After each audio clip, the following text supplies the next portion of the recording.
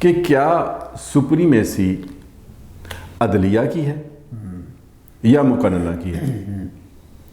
اس کے اوپر ہزارہا کتابیں لکھی جا چکی ہیں، ہزارہا بار مکالمے ہو چکے ہیں۔ ایوان کے اندر بھی، وہاں بھی دو ایوانی مقننہ، ایک کانگریس ہے ایک سینٹ ہے۔ کوئی آئینی طور پر ایسا ادارہ نہیں ہے جو ہمارے منتخب ایوانوں کو چیک کر سکے، ان کے اندر کیا ہو رہا ہے کیا نہیں ہو رہا، اس سے جواب طلب کر سکے۔ ایسا ابھی تک ایسا ہے نہیں۔ میاں نواز شریف 3 بار کے سابق وزیر اعظم ہیں، آپ ان سے نظریاتی اختلاف کر سکتے ہیں، آپ ان سے دلیل کا اختلاف کر سکتے ہیں، ان کی کارکردگی پر اعتراض کر سکتے ہیں، یہ آپ کا حق ہے، جمہوریت کا حسن بھی ہے۔ لیکن اٹھا کے بوتل دے مارنا نہیں لگی تو وہ ان کی قسمت، مارنے والے تو مار دی نا۔ اب جس پارٹی کا فرد ہے جس نے ماری ہے اس کو ضرور ایکشن لینا چاہیے۔ اور میں نے یہ دیکھا ہے کہ جس صحافی کے خلاف حکومت کارروائیاں کرنے پہ اتر آئے، اور جتنی ہی اتر آئے اتنا اس کا مقام و مرتبہ بڑھ جاتا ہے۔ اعوذ باللہ من الشیطان الرجیم، بسم اللہ الرحمن الرحیم۔ ناظرین، آپ کا ہوسٹ یاسین لاکھ نیوز کے پروگرام کرنٹ سین میں ہم آپ کو خوش آمدید کہتے ہیں۔ ہمارے ساتھ اسٹوڈیو میں تشریف رکھتے ہیں جبار مفتی صاحب، ہمارے استاد محترم ہیں، ہمارے سینئر جرنلسٹ ہیں، پاکستان کے معاشی، دفاعی، سیاسی پہلوؤں پر گہری نظر رکھتے ہیں۔ ہم بات کریں گے پاکستان کے 2024 میں ہونے والے انتخابات کے بعد قومی اسمبلی کا پہلا اجلاس کیا ہوا، کروڑوں روپے اخراجات آنے والے اجلاس کا حاصل افضول قوم کو کیا ہوا۔ السلام علیکم جی وعلیکم السلام، کیسے ہیں آپ؟ خیریت؟ الحمدللہ۔ آج قومی اسمبلی کا پہلا اجلاس تھا۔ اس اجلاس کے دوران کسی صاحب نے میاں نواز شریف کی جانب ایک پانی کی بوتل اچھالی، جو انہیں لگی تو نہیں، ان کے قریب سے گزر گئی، تو یہ بدمزگیوں کا واقعہ۔ دوسری طرف پی ٹی آئی کے جو کارکن تھے وہ اپنے عمران خان کے پوسٹر اٹھائے ہوئے، قیدی نمبر 804 زندہ باد، اور میاں نواز شریف کے تھے، ان کے پوسٹر لیے ہوئے پھر رہے تھے۔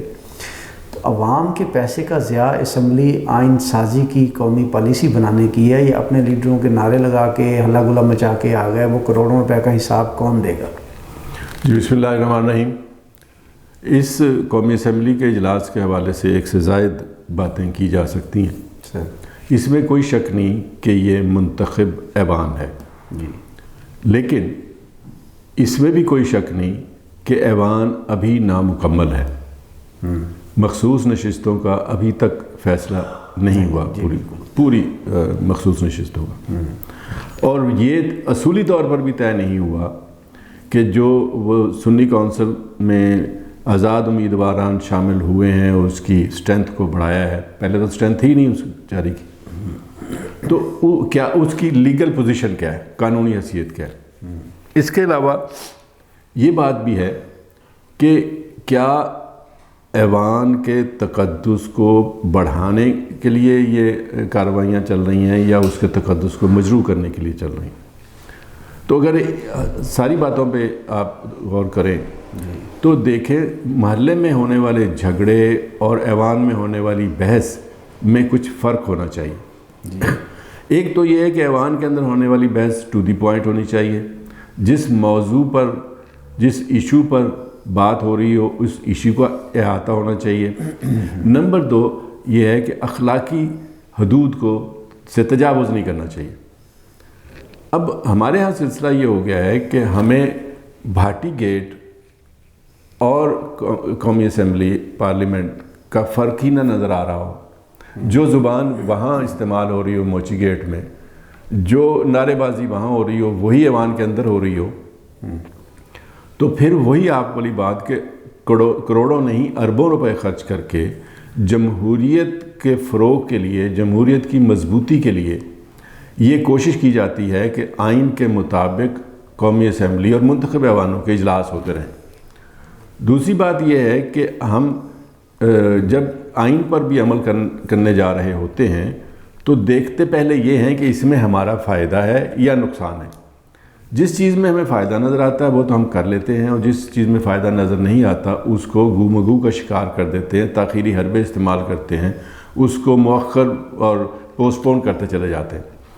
یہ جو معاملہ چل رہا ہے خصوصی نشستوں کا، تو اس میں بھی اس حد تک کو عمل ہو گیا جس میں کسی کا نقصان یا فائدہ اس طرح نہیں تھا، لیکن جو ایک جہاں ڈسپیوٹ پیدا ہوا ہے جی اس ڈسپیوٹ کو ڈیموکریٹک اسپرٹ کے ساتھ، جمہوری رویے اور جمہوری سوچ کے ساتھ طے کرنے کی کوشش نہیں کی جا رہی. کوشش یہی کی جا رہی، دیکھیں ایک اصول ہے، اس کے اوپر عمل کرتے ہوئے یہ نہیں سوچا جانا چاہیے کہ اس کا فائدہ دوسرے کو ہے یا آپ کو ہے. اس معاملے پہ جس کا بس چل رہا ہے فائدہ اس کا نہیں ہے، جس کا بس نہیں چل رہا فائدہ اس کا ہے. چنانچہ جس کا بس چل رہا ہے وہ اپنا اختیار استعمال کرتے ہوئے اس کو مؤخر کیے جاتے. اب اگر قانون کے یا عدل کے ایوانوں میں یہ معاملہ پہنچ جائے تو اس پنجاب اسمبلی کے الیکشن جس میں وزیر اعلیٰ منتخب ہو گئیں، کے پی کے کا صوبائی اسمبلی کا اجلاس جس میں وزیر اعلیٰ منتخب ہو گئے، اور اب قومی اسمبلی کا اجلاس، اس کی حیثیت کیا رہ جائے گی اگر یہ چیلنج ہو گیا؟ تو اب تک ہونے والے اقدامات جن میں نے عرض کیا ہے کہ وزیر اعلیٰ منتخب ہوئیں، اسپیکر منتخب ہوئے، ڈپٹی اسپیکر منتخب ہوئے، ان کی کیا پوزیشن رہ جائے گی؟ تو اس لحاظ سے یہ اجلاس جو ہونے جا رہے ہیں، اس وقت ہو رہے ہیں، یہ ان پر سنجیدگی سے غور کرنا چاہیے اجلاس بلانے والوں کو بھی. اب دیکھیں نا، قومی اسمبلی کا اجلاس بلانے کا پہلا اختیار صدر پاکستان کو ہے. صدر پاکستان نے اس وجہ سے انکار کر دیا کہ ایوان مکمل نہیں ہے، اور لکھ کے انہوں نے اعتراض لگا کے واپس کیا، سوری کیا کہ نہیں ابھی نہیں بلایا جا سکتا. لیکن دوسری آئینی شک جس میں 21 دن کے اندر اجلاس بلانا ضروری ہے، تو آخری دن یعنی 29 کو اجلاس بلا لیا گیا. اور مخالفین نے یہ کہا بھی کہ جناب ایوان مکمل نہیں ہے، یہ اجلاس نہ بلائیں، لیکن ان کے نزدیک بھی آخری حد 29 ہے، یہاں تک اجلاس ہونا چاہیے، چنانچہ اجلاس ہو گیا. اب جب کہ اجلاس کا انعقاد ہو گیا تو اجلاس کے اندر کا ماحول جو نظر آ رہا ہے اس میں بھی لگتا ہے کہ انتہائی غیر سنجیدگی ہے. پورے پاکستان کے در و دیوار پر آپ اپنے لیڈر کے تصویریں لگا دیں، پوسٹر لگا دیں، نعرے لگا دیں، بینرز لگا دیں، کسی کو کوئی اعتراض نہیں. لیکن ایوان کے اندر جہاں ایشوز کے اوپر سنجیدہ گفتگو ہونی چاہیے، قانون سازی کے حوالے سے گفتگو ہونی چاہیے، قومی مسائل کے اوپر گفتگو ہونی چاہیے، ان کے حل کی بات ہونی چاہیے، تجاویز آنی چاہیے، قانون سازی ہونی چاہیے، یہ کرنے کی بجائے اگر آپ اس کو، جیسے میں نے پہلے ایک دو جگہوں کا نام لے دیا جہاں جلسے ہوتے ہیں، جہاں نعرے لگتے ہیں، وہ ان کی جگہ ہے. اگر موچی دروازے میں یا وہاں لیاقت باغ میں پنڈی میں، یا اگر آپ ملتان کی بات کریں گھنٹہ گھر چوک پہ، تو جلسے ہوتے ہیں نا، ہوتے رہنے دیں. جلسوں میں نعرے لگتے ہیں، لگیں گے، لگتے رہیں، کسی کو کوئی اعتراض نہیں. لیکن قومی اسمبلی کا اجلاس جلسہ گاہ نہیں ہے. اس کا تقدس کا تقاضا یہ ہے کہ وہاں پر آ کر آپ قومی جذبے کے تحت قومی معاملات کے اوپر بات کریں. مزے کی بات یہ ہے کہ اجلاس کے اندر ٹھا اور واہ کے نعرے تو لگتے رہے. اس بحث کو، اس کی طرف کوئی نہیں آیا کہ کیا یہ اجلاس قانوناً درست بھی ہے کہ نہیں. اس میں بحث ہوتی نا، بحث ہونی چاہیے، سارا سارا کوئی سامنے آ جاتا. پھر اسپیکر صاحب اس کو، جس کو چاہتے ہیں انڈورس کرتے، جس بات کو چاہتے ہیں انڈورس نہ کرتے. وہ ایک قانونی اور آئینی طریقہ ہوتا. لیکن یہ بہت افسوس کی بات ہے کہ 1973 کے آئین کو منظور ہوئے اب 51 سال ہو رہے ہیں، 51 سال لاگو ہوئے، بلکہ اس کے 50 سال یعنی نصف صدی. کسی نے تو پہلے کہتے تھے نا کہ نصف صدی کا قصہ ہے، 2-4 برس کی بات نہیں. اب وہ نصف صدی بھی ہو گئی، اب بھی ہمیں میچورٹی بھی پوری ہوگی، جی میچورٹی بھی نہیں آ رہی کہ ہم. اچھا پھر یہ ہے کہ وقت بدل جاتا ہے، پارٹیاں اکثریت میں، حکومت میں جو آنی ہوتی ہیں وہ بدل جاتی ہیں، لیکن ہمارے رویے نہیں بدل رہے. ہم وہی بد تہذیبی کی طرف بڑھتے جا رہے ہیں. جی بات تو دلیل سے ہونی چاہیے نا. دلیل جب ختم ہوتی ہے تو پھر گالی شروع ہوتی ہے. جی اس کا مطلب یہ ہے کہ ہمارے منتخب نمائندوں کے پاس یا دلیل ہے نہیں، یا وہ دلیل سوچنا ہی نہیں چاہتے.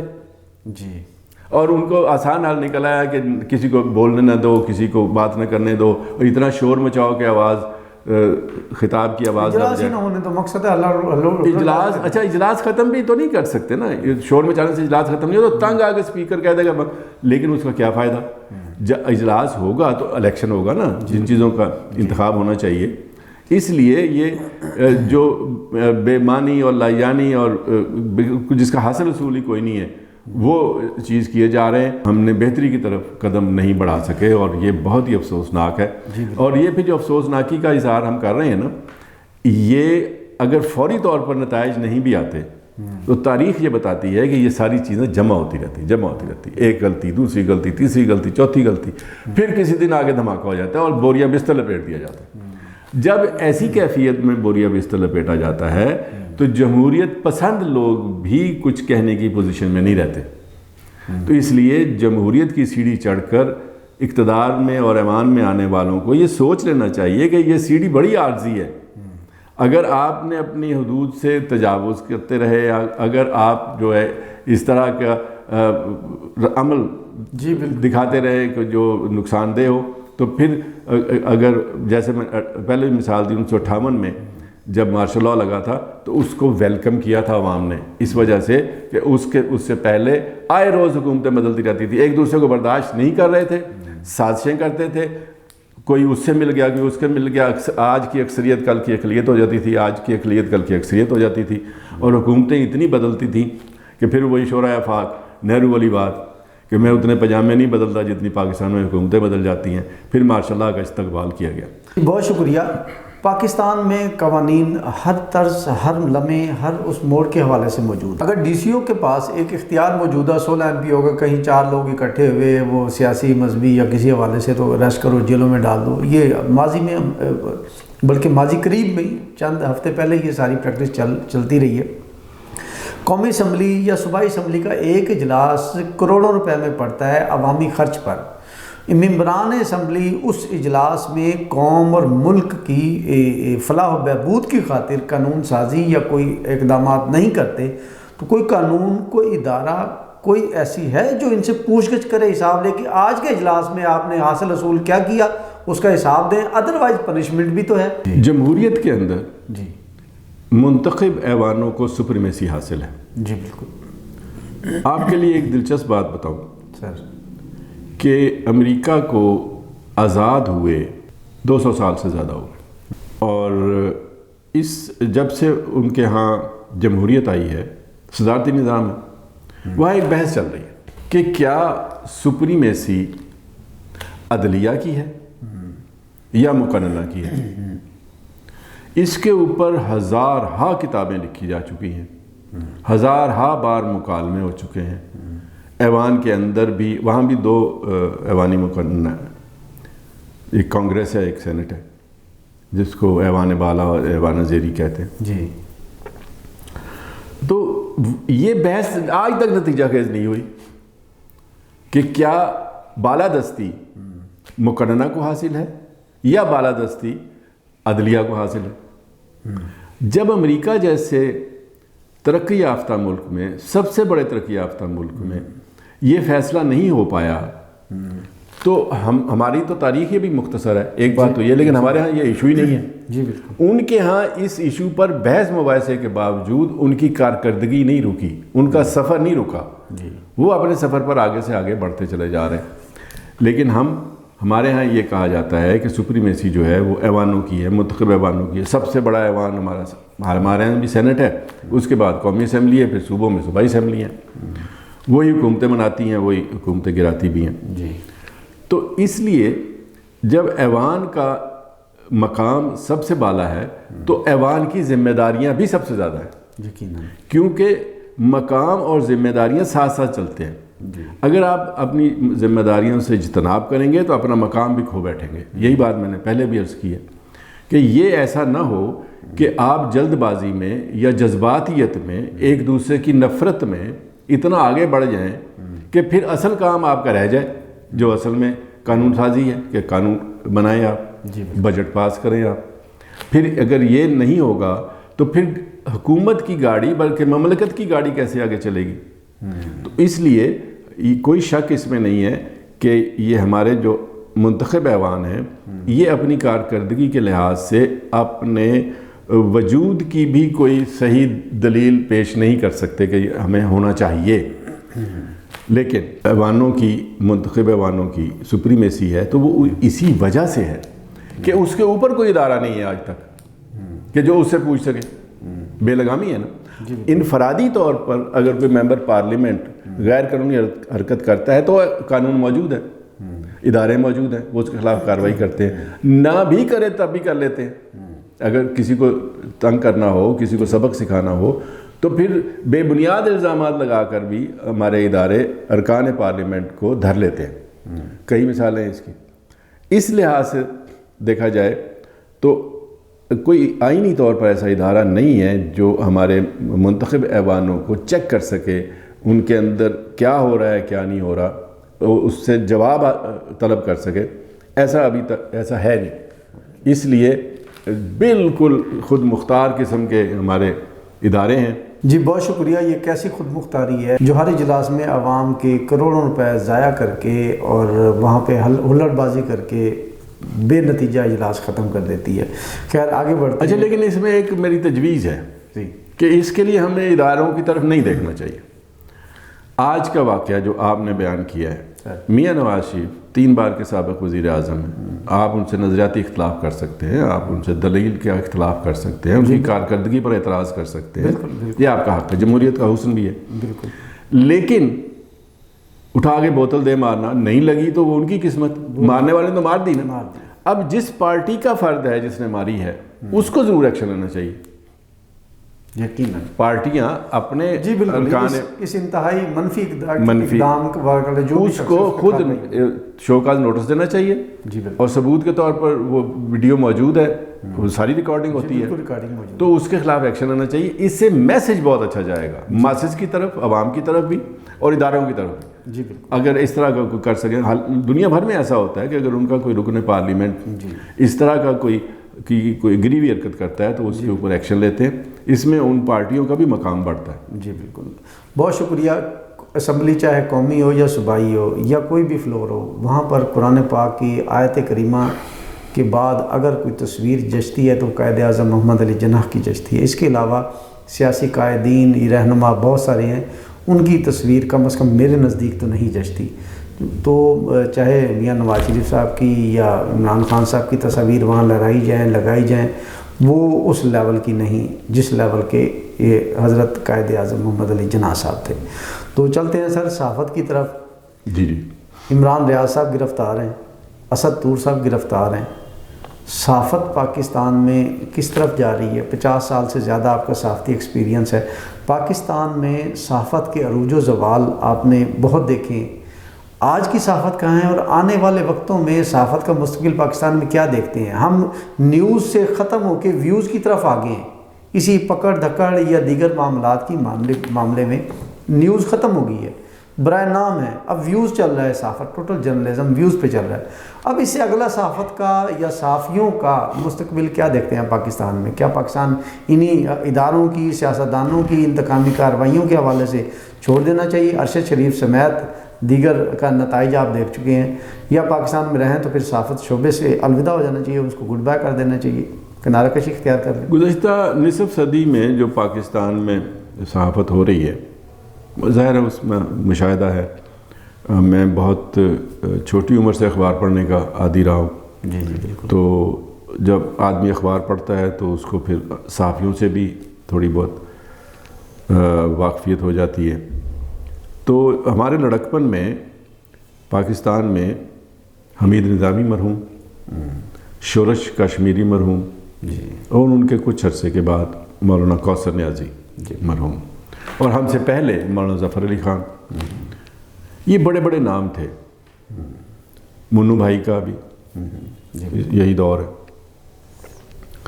اور میں نے یہ دیکھا ہے کہ جس صحافی کے خلاف حکومت کارروائیاں کرنے پہ اتر آئے، اور جتنی ہی اتر آئے اتنا اس کا مقام و مرتبہ بڑھ جاتا ہے۔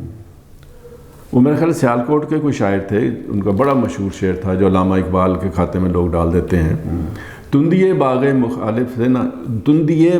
مخالف سے نہ گھبرا ہے عقاب، یہ تو چلتی ہے تجھے اونچا اڑانے کے لیے۔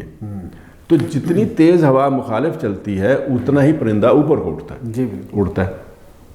تو جو یہ وہ صحافیوں کے میں نے نام لیے جن کے خلاف حکومتیں ہر وقت برسر پیکار ہوتی تھیں، جی بالکل، کارروائیاں کرتی تھیں۔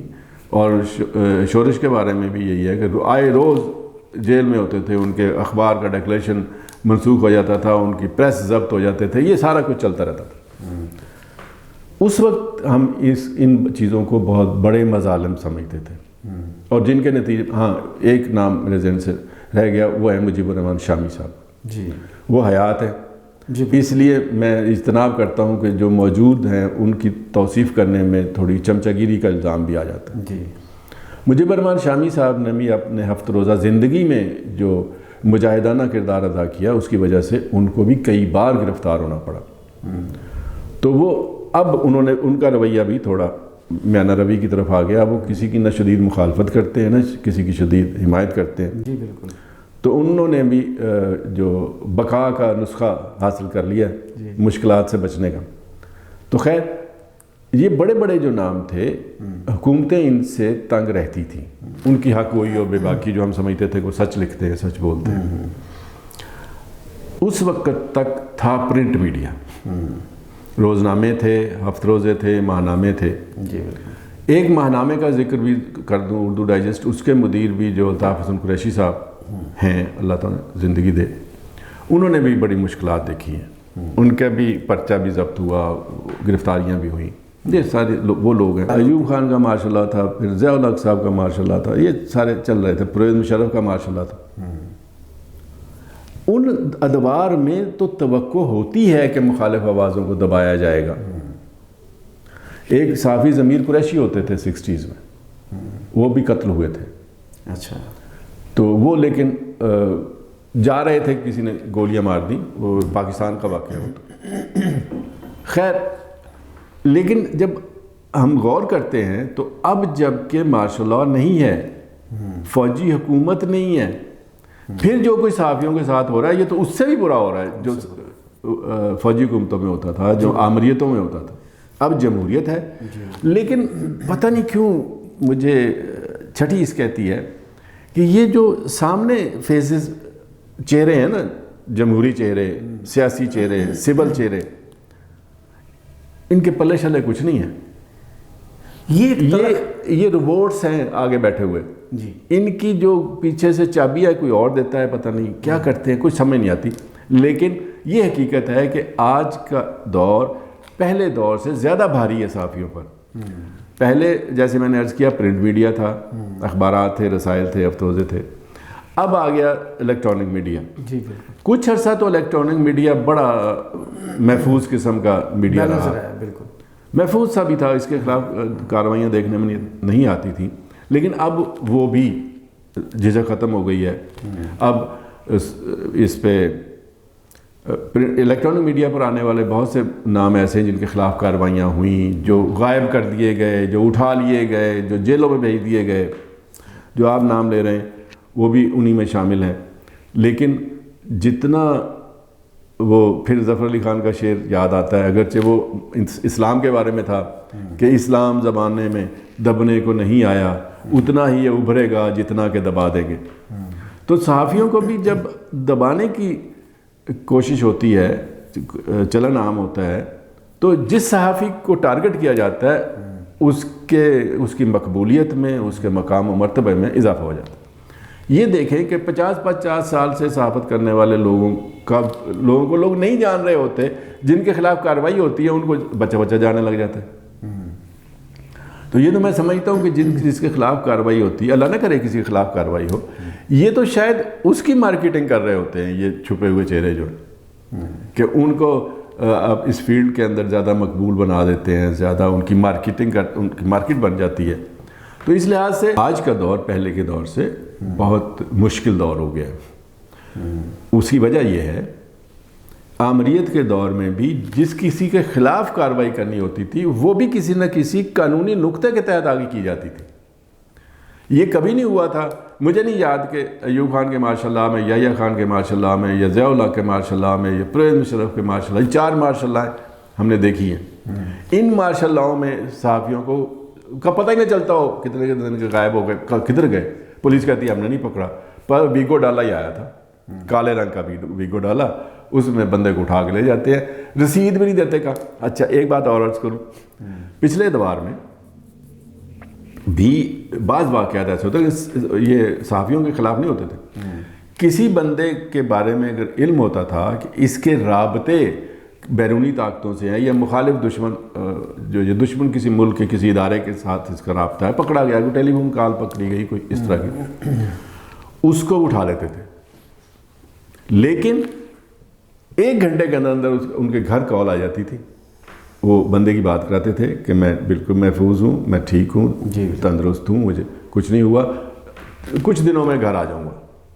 یہ ہوتا تھا. کم از کم لاپتہ. اب تو لاپتہ ہوتے ہوئے کتنے دن گزر جاتے ہیں، پتہ ہی نہیں چلتا کہ کہاں گیا بندہ. ڈھونڈتے رہتے ہیں گھر والے پاگلوں کی طرح. اور پھر صرف صحافیوں کے ساتھ نہیں، آپ نے مظاہرے دیکھے ہوں گے اسلام آباد میں جو گم شدہ اور لاپتہ افراد کے بارے میں، خاص طور پر بلوچستان کے نوجوانوں کے. وہ سبجیکٹ چلے ٹیررزم اور پاکستان جی وہ ایک علیحدہ ایشو رہتا ہے. لیکن جب صحافیوں کے حوالے سے ہم آتے ہیں تو میں نے عرض کیا نا، پہلے دور میں صحافیوں کے خلاف اس طرح کی کارروائیاں نہیں دیکھنے میں آتی تھی کہ اٹھا لیا جائے اور غائب کر دیا جائے، اور پھر جب واپسی ہو تو اس کا سافٹ ویئر اپڈیٹ ہو گیا ہو، پھر اس کی گفتگو کا انداز بدل گیا ہو، بلکہ چہرہ مورا ہی بدل گیا ہو. ابھی آپ نے نام لیا تو دیکھیں، جب وہ غائب کیے گئے تھے پھر جب پکڑے گئے تو کتنے دن ان کی زبان تتلا کے بولتی تھی، صحیح بول نہیں پاتے تھے، اور کلین شیو گئے تھے، بارش ہو کے واپس آ گئے. تو حلیہ بدل جاتا ہے، پتہ نہیں وہ لفظ ہے نا جو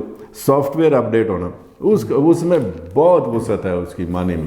یعنی کہ جمہوریت کی آڑ میں یا جمہوریت کو چلانے والے پیچھے جو ریموٹ ہیں یا پیچھے جو روبوٹس یا جو بھی مشینری ہے، جو ادارے ہیں، کیا سمجھتے ہیں پاکستان میں آزادی اظہار رائے کو مکمل ختم کرنے کی طرف جا رہے ہیں؟ آزاد صحافت پاکستان میں ختم ہونے کی طرف جا رہی ہے؟ مجھے یہ لگ رہا ہے کہ دیکھیں، اس کا اعلان تو نہیں ہوگا کہ آزادی صحافت ختم، خبردار کسی نے کچھ لکھا، ایسا نہیں ہوگا. لیکن ختم ہو تو جائے، انجام تو ہوگا نا کوئی. عملاً جی اس طرح وہی آئے گا جو دل گردے والا ہوگا، جو رسک لینا جانتا ہوگا، ورنہ عام آدمی کے بس کا کام رہے گا نہیں. اور اب کچھ کسی حد تک رہا بھی نہیں. اگر کسی نے صحافت کرنی ہے، صرف خبر بنانی ہے، صرف مضمون لکھنا ہے، تو وہ بچا کے نیوے ہو کے وہ کام لگے رہیں گے، کرتے رہیں گے. صحافت اس طرح تو ختم نہیں ہوگی کہ شعبہ صحافت ہی ختم ہو جائے، ریڈیو بند ہو جائے، ٹی وی بند ہو جائے، اخبارات بند ہو جائیں، ایسا بھی نہیں ہوگا. یہ چلتے بھی رہیں گے. لیکن جو ایک عرصہ انجوائے کیا ہے پرویز مشرف، پھر میں حوالہ دیتا ہوں، ہو سکتا ہے مجھے بھی وہ بندہ پسند نہ ہو، اس لیے کہ فوجی عامر کو پسند کرنا کوئی اچھی بات نہیں ہے جی. لیکن اس کے دور میں جتنی الیکٹرانک میڈیا کو آزادی ملی، جس انداز میں اس کی پروموشن ہوئی، بڑے آگے، تو اس طرح کی قدغنیں نہیں تھیں. یہ الیکٹرانک میڈیا پہ پہلا حملہ بھی مشرف نے کروایا تھا، جیو آفس اسلام آباد میں جو توڑ پھوڑ ہوئی تھی. جی اگر خود حکومت نے کرایا ہو تو یہ پھر بات کہی جا سکتی ہے. لیکن یہ عموماً اس طرح کی کارروائیاں جس طرح کی اب ہو رہی ہیں، اس طرح صحافیوں کے خلاف نہیں تھی. دفتر تو ایک بلڈنگ ہے نا، اس کے اوپر اگر حملہ، اول تو یہ پایا ثبوت کو نہیں پہنچی کہ اس نے کرایا تھا.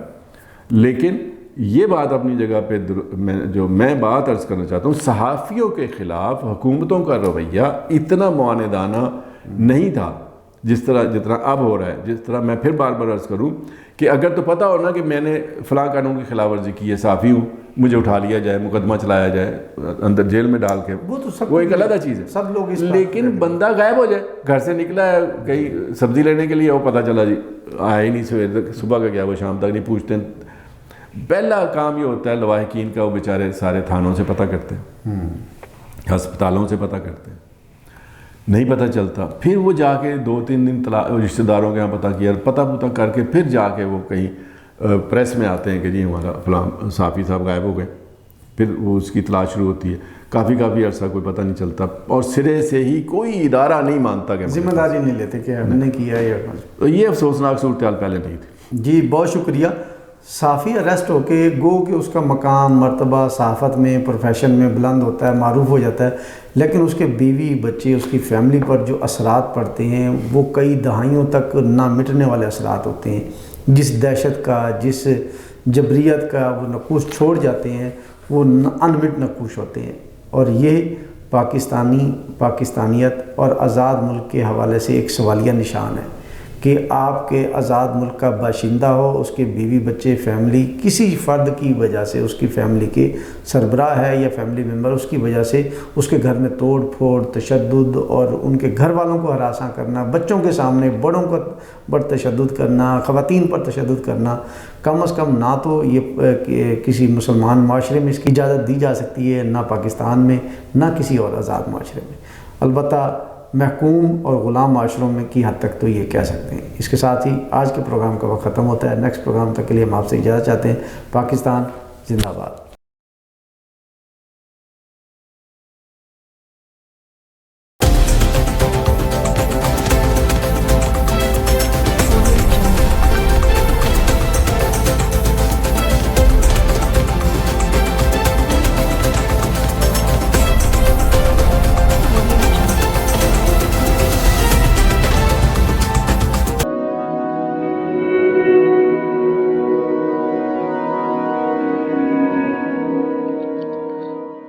رزق اللہ کے ہاتھ میں ہے، اور کبھی کبھی رزاق رزق کی تقسیم کا اعزاز ان لوگوں کو بھی عطا فرما دیتا ہے کہ جو حالات کی کڑی دھوپ میں شجرے سایہ دار ہوتے ہیں۔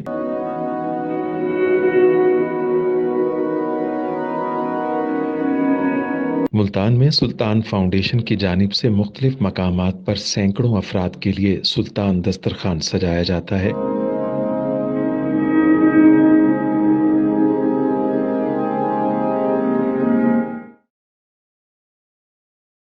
ہر انسان سلطان دسترخوان کا مہمان بنتا ہے۔